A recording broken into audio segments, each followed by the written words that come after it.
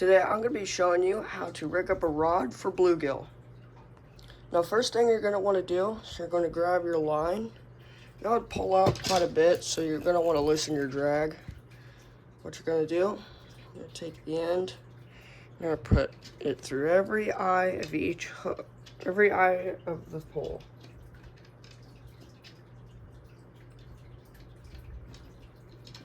Pull out a little bit extra line if you don't have enough.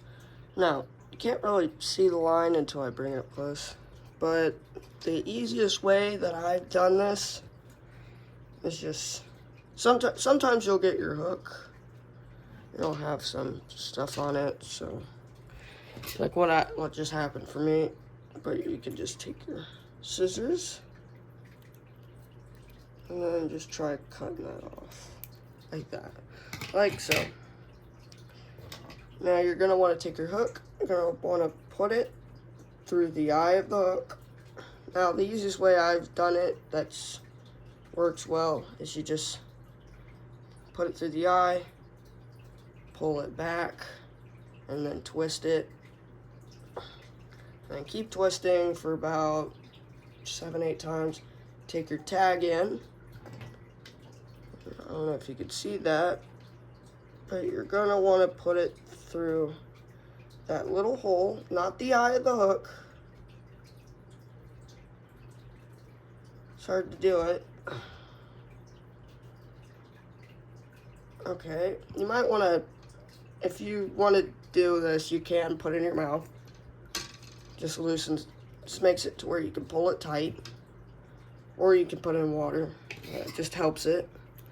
Now you're going to want to cut your tag end off, but not all the way. That way if something takes it, you actually did your hook, you didn't pull it tight enough, it'll just release. So I usually cut it right about to there. Leaves a little bit of a tag end. I don't know if you can see it. I'll try zooming in. Oh, so blurry. You can barely see it, but you get the point. Anyways, once I do that, you pretty much are done with it. Now, for a bluegill setup, I would take a bobber of any choice. You can take an old foam bobber, or you can go and buy a new one. I'll take it about this far, not a foot, and I would take the bottom, squeeze on the top, that pops out. You're going to put it through your line. Now, how you do it, on the top, you're going to want to put your thumb, hold it on the bottom, push on the top, and that will also pop out, which you can kind of see. Yeah, like that. So then you're going to wrap it around. I wrap it around 2 times, and then you're going to let go. If it doesn't fall in, just kind of skate it. And boom, you just finished your setup. Go fish bluegill. Easy as that. Got a hook. Now if you want, you can put a little clip on weight on it, but I usually don't. Now the bait I would use is probably gonna be worms. That's usually your best bet to catching perch. You can use worms, you can use shrimp, frozen shrimp, you can use bread sometimes. You can use just about anything. Now, I would use, the #1 pick I would use is probably going to be most likely worms. It's the easiest thing. You can also catch bass on it. Now, I'll talk about best places to catch bass in my next video. But one more thing I got to show you, just to make fishing a little bit easier for beginners. Grab some pliers.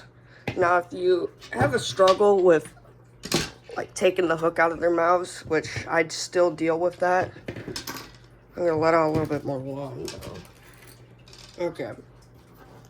Sometimes I have a little bit of trouble with just taking the hook out of their mouths.